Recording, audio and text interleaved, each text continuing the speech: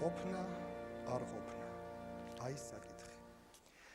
ასე იწყება მსოფლიო დრამატურგიაში ერთ-ერთი ყველაზე საინტერესო, ყველაზე მნიშვნელოვანი და ყველაზე კარგი პიესის, ჰამლეტის ერთ-ერთი ყველაზე ცნობილი მონოლოგი. და ალბათ არ არსებობს ამ რიტორიკულ შეკითხვაზე ერთუშოვანი პასუხი, სწორედ ამიტომაც არაერთი ადამიანი, უფრო მეტად კი ხელოვანი ცდილობს ამოხსნას, იპოვოს ამ დილემის გასაღები. თუმცა, როგორც ვეკითხარით, ერთუშოვანი პასუხი ნამდვილად არ არსებობს. ბევრჯერ დადგმულა ჰამლეტი. ბევრ რეჟისორს, ბევრი თეატრის სცენაზე განუხორციელებია იგი, მაგრამ მე ვერ დავასახელებ ვერც ერთ სპექტაკლს, რომელიც გავდეს ერთმანეთს. პირიქით, ალბათ ეს ის პიესაა, რომლის ათასნაირი, სრულად ერთ ფაიცაგან განსხვავებული ფანტასმაგორიული ვარიანტები არსებობს. და ყველა ვარიანტში რეჟისორი ნამდვილად გულწრფელია და ყველას ეგონა, რომ ამოხსნა ჰამლეტის ყველა მონოლოგის ყველაზე რთული საკითხიც კი. საქართველოში ჰამლეტი არაერთხელ დაიდგა. ბევრმა რეჟისორმა სცადა მისი განხორციელება სხვადასხვა თეატრის სცენაზე. ხოლო 21 საუკუნის დასაწყისში, აქ რუსთავის თეატრის სცენაზე, მე-20 საუკუნის ერთ-ერთი უდიდესი რეჟისორი, თანამედროვეების ერთ-ერთი გამოჩენილი რეჟისორი, რობერტ სტურლად გავს ჰამლეტს. ბატონ რობერტ, თქვენ მესამედ უბრუნდებით ჰამლეტს, პირველად ლონდონში, მეორეჯერ მოსკოვში, თეატր სატირიკონში და მესამე აქ რუსთავის თეატრის სცენაზე. რითია განპირობებული თქვენი ასეთი ინტერესი ჰამლეტისადმი, იმით რომ წინამორბედ დადგმებში ბოლომდე ვერ გააღეთ ჰამლეტის ყველა კარი? საერთოდ ეს ესეთი პიესა, რომელიც ყველა კარის გაღება არც შეიძლება ალბათ. მაინც დარჩება რაღაც 1-2 კარი, რომელსაც ვერავინ ვერ გააღებს. და ამიტომ მიზეზი გამეორებით დადგმისა ალბათ ისიც არის, რომ რაღაც ისეთი შეგრძნება შემრჩა, რომ არ გამომივიდა რაღაცები, რაც მაინტერესებს გამოვა თუ არა ჩვენს თეატრში და ასთავარია მაინც მსახიობები, ქართული მსახიობები მაინც მეჩვენება, რომ იმდანაც უნიკალური ნიჭის არიან, რომ შეიძლება ეს ჩანაფიქრები, რომელიც მე მქონდა ინგლისში და მოსკოვში აქ გამოვიდეს. თქვენ ნაბრავად თუ კაცრავად ჩაგართვებით, თქვენ ვფიქრობთ, რომ აი აწარომ ერთგვარი გამოუსვლელობის, როგორც თქვენ ამბობთ, ამ სპექტაკლების მიზეზი მაინც მსახიობებშია, ბატონ რობერტ? ალბათ, ძირითადად კი, მე არ ვიძახი, რომ ესენი უნიჭონი არიან, არა, უბრალოდ თვითონ აი ეს თეატრალური სფერო, რომელშიც მე მგონია, რომ პიესაც არის დაწერილი და ეს თეატრალური პოეზია რაღაც უფრო მოესადაგება ქართულ მსახიობს.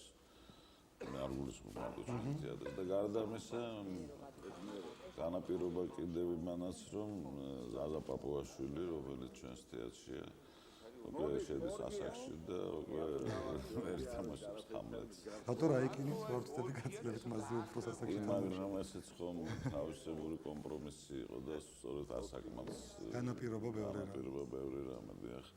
მართალია პიესაში ჰამლეტი არც ისე ახალგაზრდა, როგორც ჩვენ გონია ხოლმე 30 წლისაა. და მაშინ 30 წელი უკვე სოლიდური ასაკი იყო. მაშინაც და ერთხელ. ჩვენ საერთოდ დაახლოებით 20 წლის ახალგაზრდა კაცი წარმოგიდგება თვალწინ, ასე ვთქვათ, იმ პერიოდში, როცა ცხოვრებაში შედის და ხდება, რომ ცხოვრება არც სასიამოვნოა. და კიდევ ის მიზეზიც არის, რომ ჩვენ ისეთ დროში ცხოვრობთ, რომ დროთა კავშირი ვერაფრით ვერ მოწესრიგდა, ის მაინც დარღვეულია. და ჩვენ ყველას გვიხდება რაღაც ჰამლეტურ პოზიციაში ვიყოთ, რომ როგორმე იქნებ ვეცადოთ, რომ ეს გაწყვეტილი კავშირები შევაერთოთ, რაც ადამიანის ძალებს აღემატება. და შესაძლებელია ბატონ რობერტ ოდესმე რომ შეერთდეს ეს კავშირები. აი მოყოლებული შექსპირამდეც რა თქმა უნდა ეს არსებობდა, მაგრამ შექსპირმა ეს დააფიქსირა თავის ჰამლეტში, რომ დაირღვა ცოტა კავშირი. ეს ხო მარტო იმ ეპოქის ცოტა კავშირის დარღვევა არ იყო და დღემდე დარღვეულია კავშირები და როგორც ჩანს საერთოდ თუ არის შესაძლებელი მისი არა, ნუ მე ხა თუ ჩვენ ვიზახით გარკვეულ სახელმწიფოებრივ პოზიციაზე, მაშინ რაღაც მინიმუმამდე შეიძლება ეს მოხდეს. და ის უკვე ის დრამა, რომელიც არის ცხოვრებისა და ადამიანის შორის, სიკეთის და ბოროტების შორის, ეს კავშირი ეს პრობლემა ყოველთვის იქნება. იმიტომ რომ ადამიანი სამოთხეში ვერასოდეს ვერ ვერ იცხოვრებს იცხოვრებს. სამწუხაროდ. თქვენ ფიქრობთ, რომ ეს ადამიანის ხვედრი არ არის სამოთხეში ცხოვრება? არა, უბრალოდ არც უნდა იცხოვროს, მე მგონია, იმიტომ რომ ჩვენ ხო მაინც ცხოვრებას უნდა შევიცნოთ ცხოვრება და სამოთხეში რა უნდა შეიცნოთ. საინტერესო ცერაფერია. დიახ. და ამიტომ ახლა ეს გმირი, რომელიც ცდილობს თუნდაც მინიმალური წესიერება დაიცვას და თვითონაც ხდება ყველად და იქცევა შურისძიება მოიხსენებათ მაინც ქრისტიანული მორალს აღემატება. ეს ბოროტება და უჭირს მას მოსპოს ბოროტება, იმიტომ რომ მაშინ თვითონაც იქცევა ბოროტად. როცა ადამიანს კლავ უკვე ბოროტი მოხდი ხარ შეთქვეშ და ბოროტიც ხარ. და ბატონ რობერტ, აი მე მახსოვს ის პერიოდი, როდესაც თქვენ მუშაობდით სატირიკონში, რომელიც თქვენ ახლა ახსენეთ, კონსტანტინ რაიკინთან ჰამლეტზე და შემდგომ როდესაც ეს სპექტაკლი გამოვიდა, ფილის მომაყურებელმაც ნახა ეს სპექტაკლი, მაშინ აშკარად დავწმუნდით თქვენ იმ სიტყვებში, რომელიც მაშინ რეპეტიციის დროს მითხარით, რომ რუსეთში იმიტომ ვდგა ჰამლეტს, რომ აი ის ცხოვრების წესი, რაც დღეს რუსეთში აბსოლუტურად შეესაბამება, ყოველ შემთხვევაში ჰამლეტის საშუალებით მინდოდა, რომ გადმომეცა სცენაზე ახალი რუსული ცხოვრების წესი. და აი დღევანდელი ჰამლეტი დღეს ქართულ სინამდვილეში და ის როგორია გავს თავის რუს ძმას, ასე ვთქვათ, ბრჭყალებში თუ ან ინგლისელს თუნდაც, თუ იგი მაინც განსხვავებულია დროისთან მიმართებაში. არა, მე ვიტყოდი, რომ ის მასში უფრო არის სურვილები, რომ ეს სამყარო რაღაცნაირად რომ დამშვიდდეს, იმიტომ რომ თითქმის მისი სიგიჟე ეს მარტო თამაში არ არის. იმიტომ ამ გარემო სამყარომ ახლა ქართულ სინამდვილეს გულისხმობ. ყველა ჩვენ ისე მიგიყვანა, რომ ჯერთი სულ სტრესები, ეს ნერვიულობა, ჩვენ ყველანი თლათ ჯანმრთელები აღარა ვართ ფსიქიურად. და ამიტომ ეს უფრო ჩვენ გვეხება, მე არ დამამიწყება, როცა ინგლისში ახლა სპექტაკლი, რომელმაც ძალიან დიდი მოწონება დაიმსახურა, თუ შეტანილია 50 წლის მანძილზე ათეულში, ჰამლეტის ათეულში მესამე არის. მე არ მეგონა რომ ასე მოხდებოდა, ეს გამოკითხვა იყო შექსპირაცოდნეების. იქაც კი მაშინ თბილისში ომი მიდიოდა. და ჩვენ მე და გია ვიჯექით რეპეტიციაზე რადიოებით და უსმენდით ყოველ გადმოცემას. რა ხდებოდა იგივე? დაიწყო აფხაზეთში ომი და როცა ერთ-ერთ რეცენზიას წერა რომ ეს ინგლისი არ არის, ეს არის საქართველო. მიხედავთ იმისა, რომ მე სულ არ ფიქრობდი რომ საქართველოზე. და გეკეთებიათ სპექტაკლი. დიახ.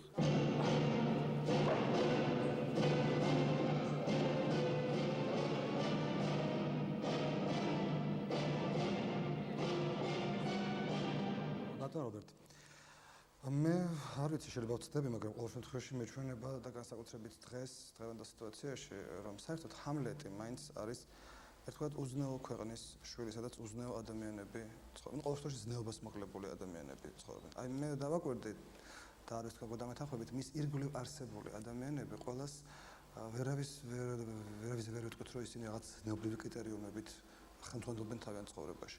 უზნეოა დედა, უზნეოა ბიძა, უზნეოა თვით მამა, რომლის აშვილმაც იგი აიძულა, რომელმაც აიძულა შეიძლება ითქვას პრინციპში რომ ჩაედინა ერთგვარი პროდუქტება. და როგორ ფიქრობთ, შესაძლოა რომ თვითონ ჰამლეტი იყოს რაიმე ნიშნით მაინც ზნეობრივი კრიტერიუმის მატარებელი და მისი ბრძოლა ამ ერთგვარად უზნეობის წინააღმდეგ ნამდვილად ბრძოლა კულტურფერი თუ ესეც ერთგვარი ნიღაბია, რომელსაც იმ ნავალ ნიღაბთა შორის, რომელსაც იგი ხშირად ატარებს ხოლმე. მეთანხმებით ამ საკითხში თუ მაინც განსხვავებული პოზიცია გაქვთ? შექსპირი ახლა მე მეჩვენება ისეთი დრამატურგი არ არის, რომ ასე დაყოს სამყარო ზნეობრივებზე და უზნეობებზე. ის იღებს მთლიანად ადამიანს თავისი უარყოფით მხარეებით და რასაკროილი ახლა ჰამლეტის უზნეობა შესაძლოა მინიმალურია. და სწორედ ის რომ ის ამ ყველობას ზდებს, შურისძიებას არ მიმართავს როგორც ბრმა დამჯერი ვაჟიშვილი, ისე მას ეჭვიცა აქვს რომ ის აჩრდილი რომელიც მას მოევლინა შეიძლება სატანა იყოს და აცდუნებს მას.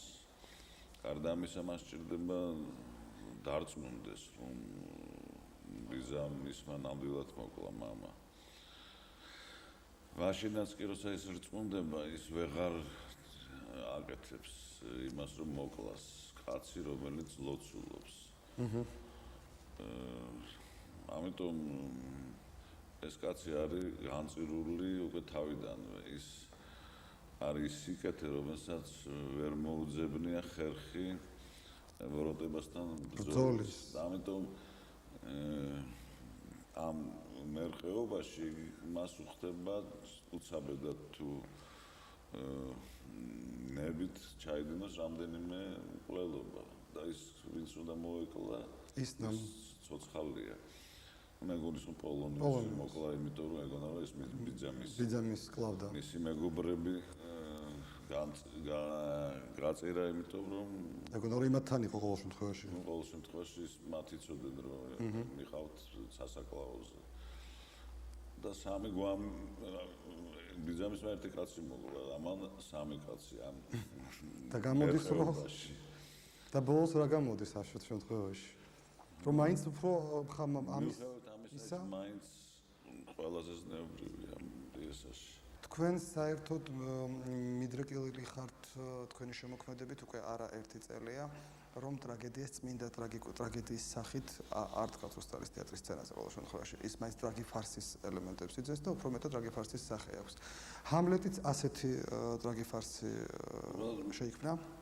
ასეთი იქნება და მაგრამ მე მგონია რომ თვითონ შექსპირს გააჩნია ეს გრადაცია ეს თვისება რომ დავუშვათ თუ მე ავიღებ ელექტრას მე ვიცი რომ ეს ნამდვილად ყველა ვარიანტში კული ნაწარმოებია და მას იქ თუ შევიდან ფარსულ ელემენტს მაშინ ეს უკვე ჩემი ასე ვთქვათ მოგონილი იქნება. ხო და ნაყოფი ფანტაზიის მაგალითად თუნდაც მესაფლავები. დიახ. ამ პიესაში საერთოდ თარგმნიან როგორც მესაფლავებს რუსულადაც და ქართულადაც. შექსპირს უწერია ორი კლოუნი. ისინი როგორც მოქმედი პირნი არიან მასხარები. და მე ვარკვევთ რომ თურმე ყოფილან მესაფლავები.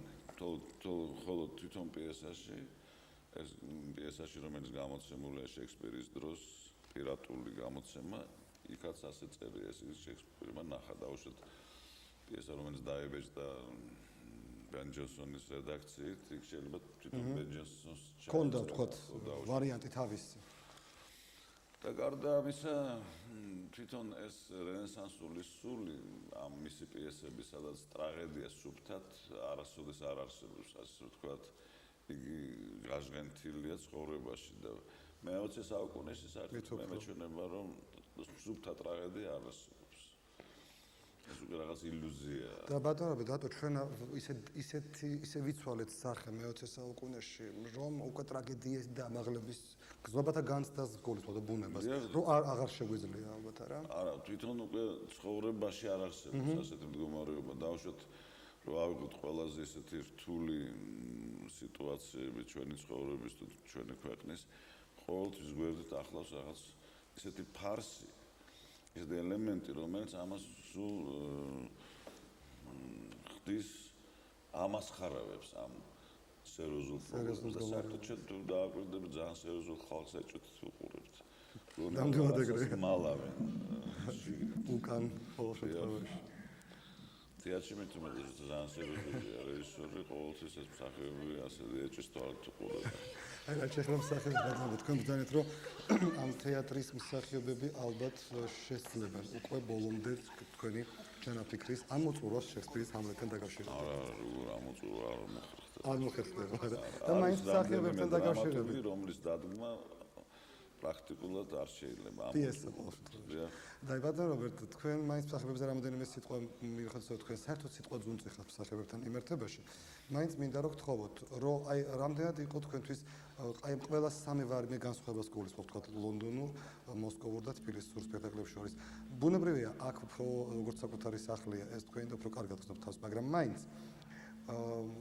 იყო თუ არა რთულად მოდიოდა თუ არა ამ პიესაზე მუშაობა თქვენთვის და განსხვავებით თქვა სხვა დროის არა თვით როგორ არის აი ძალიან უცნაურად მუშაობა ამ პიესაზე ვერ ვიტყოდი რომ მუშაობ რაღაც დიდი ახსნები არ მჭირდება აი უფრო რადგანაც მე უფრო აღკულ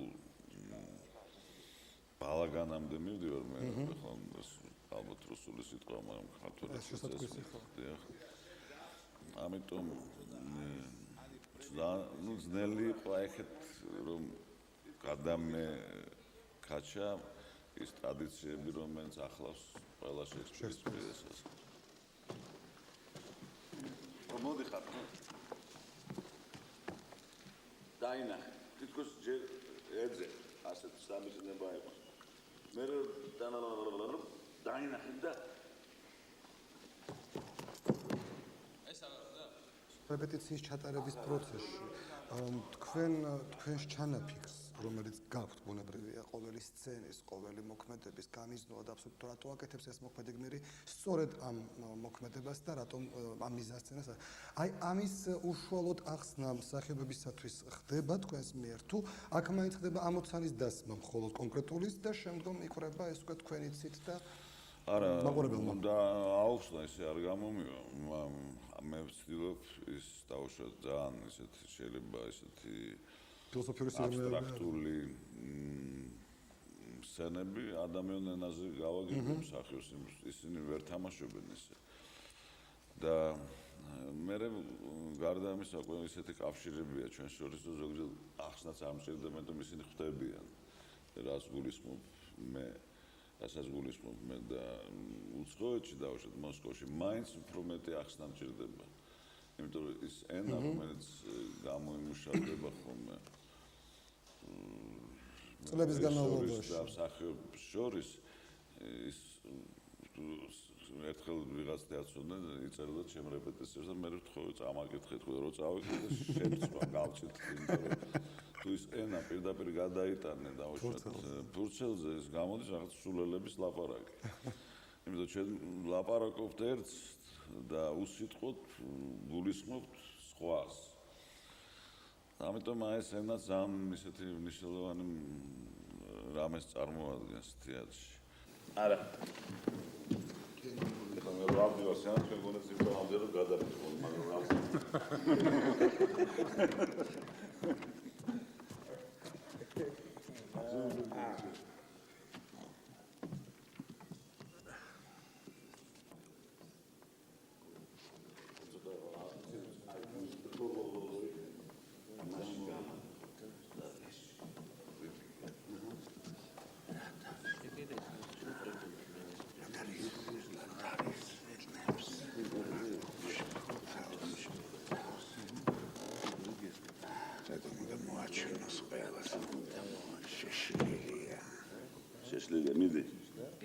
მიდი მიდი ზუკა რატომ უნდა მოაჩვენოს ყველას რომ შეშლილია აღარა რომ ცუდად არის მაგრამ მიზეს საჭიროებს შეკითხვებს ისე ოსტატურად იბერიებ და თითქოს ოდოს აი ეს დეგენერატები არიან ისინი ვერ გეტყვით საოცარი ეშმაკობა ახასია მე მარკარ არა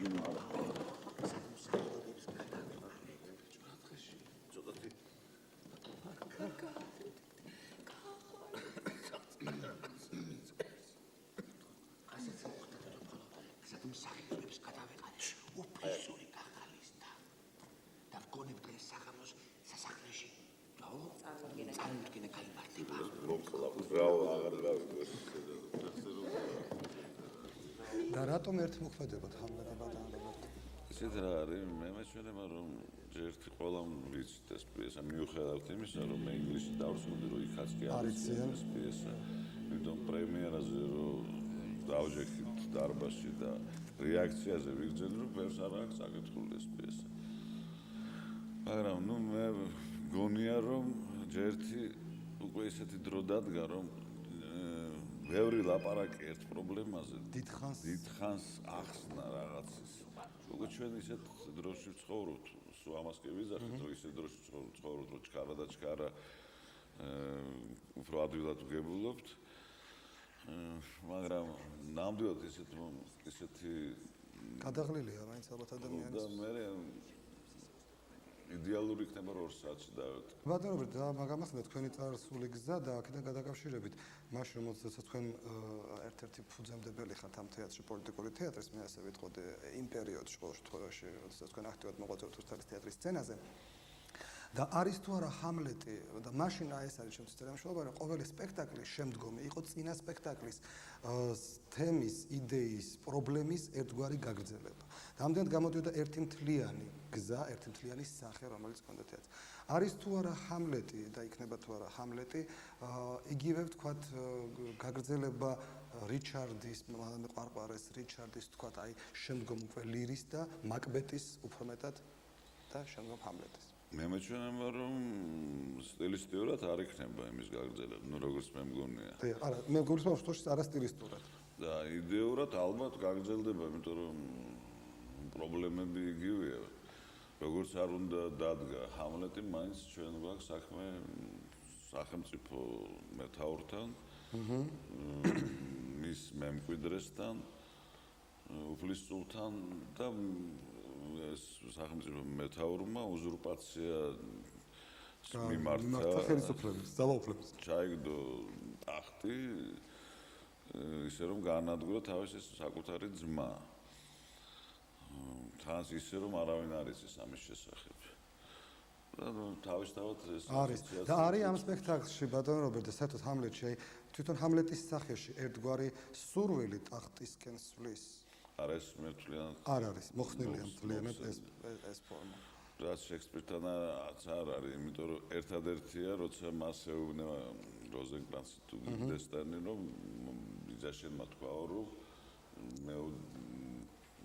მემკვიდრე იქნება ჩემი ჰამლეტია. ნახე ის რა სიტყოდა სხვას უნდა ემშვიდებია ამ შემთხვევაში. და ჰამლეტი ამაზე პასუხობს, რომ იგრძნობა, რომ მას ეცინება, ამაზე არ იბრძვის ტახტისთვის.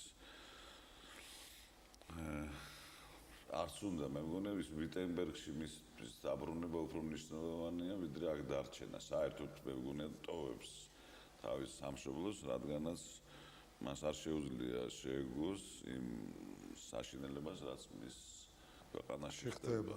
და ბატონებად, ერთ-ერთი ყველაზე რთული მე ვფიქრობ მომენტი და რატომ გეტყვით ახლა რთულს, რატომ გულისხმობ რთული არის ყოფნა არ ყოფნის მონოლოგი, იმიტომ რომ ეს იმდენად ხშირად ცალკე აღებული თუ ყველა სპექტაკლში ყველა მთელი მაყურებლის უმრავლესობა ამას გარკვეულად ელოდება თითქოს აი როგორ იქნება ახლა ეს მონოლოგი წარმოთქმული, როგორ შემოვა იგი სპექტაკლში. საერთოდ დილემა ყოფნა არ ყოფნისა დგას ამ სპექტაკლში აი ეს საკითხი. თუ ეს ერთ-ერთი ყოფითი და შემავალი პრობლემაა კონკრეტული იმ მოცემულ ვითარებაში ჰამლეტის. დგას, ალბათ დგას, როგორ არა. იმიტომ რომ და რისი ყოფნა არ ყოფნის საკითხი დგას მაშინ ბატონ რობერტ დღეს. ანუ და შეებრძოლო ამას, რაც შენ წინაშე ვითარდება უსამართლობა, ძალადობა. ამ და მაშინ გადგე და იცხოვრო კომპრომისებით. ამ დილემის წინაშე ჩვენ ვართ ყველანი. და სხვადასხვანაირ გზებს ვირჩევთ. ალბათ მაინც კომპრომისს. ამ და მესამე გზაც არსებობს, რომ მოიყვება თავი და არ შეებრძოლო, არც კომპრომისზე წახვიდე და საერთოდ წახვიდე ცხოვრებიდან. და ბატონებად, თქვენ საერთოდ გჩვევიათ კომპრომისი ცხოვრებაში. როგორ არა. და ეს სერიოზული კომპრომისია თუ პირიქით მე თქვენ შემოქმედებით კომპრომისი თქვენი ვერ შევატყვე ყოველ შემთხვევაში და მთავარი ეს არის ამ შემთხვევაში. თუ მაინც იყო შემოქმედებაშიც კომპრომისი, როდესაც თქვენ რაღაცა დათმეთ და არ თქვით სცენაზე ის რაც გინდოდათ რომ გეთქვით. იყო ასეთი შემთხვევა? ალბათ იყო, ახლა ვერ ვიხსენებ. არა, საერთოდ თუ გონიათ რომ იყო. არა, იცით რა, მე უბრალოდ ადამიანს ესეთი თვისება აქვს, რომ ამ ის რაც არ უნდა გაიხსენოს მას არ ავიწყდება ის რაც ოსტატურად მოწყობილი ჩვენი ფსიქიკა და ალბათ დავიწყებული მაქვს ის ცოდვები რომელიც ჩამიდენია არ ვთქვი კომპრომისი ცოდვა შეიძლება არც იყოს ბატონ რობერტო ну ალბათ გვიხდება რაღაც ამ აქ დათმობ იმიტომ მოიგო რაღაც უფრო დიდი ხო ახლა ჰამლეტის არეკლოს ჩვენ მაინც ჭირდება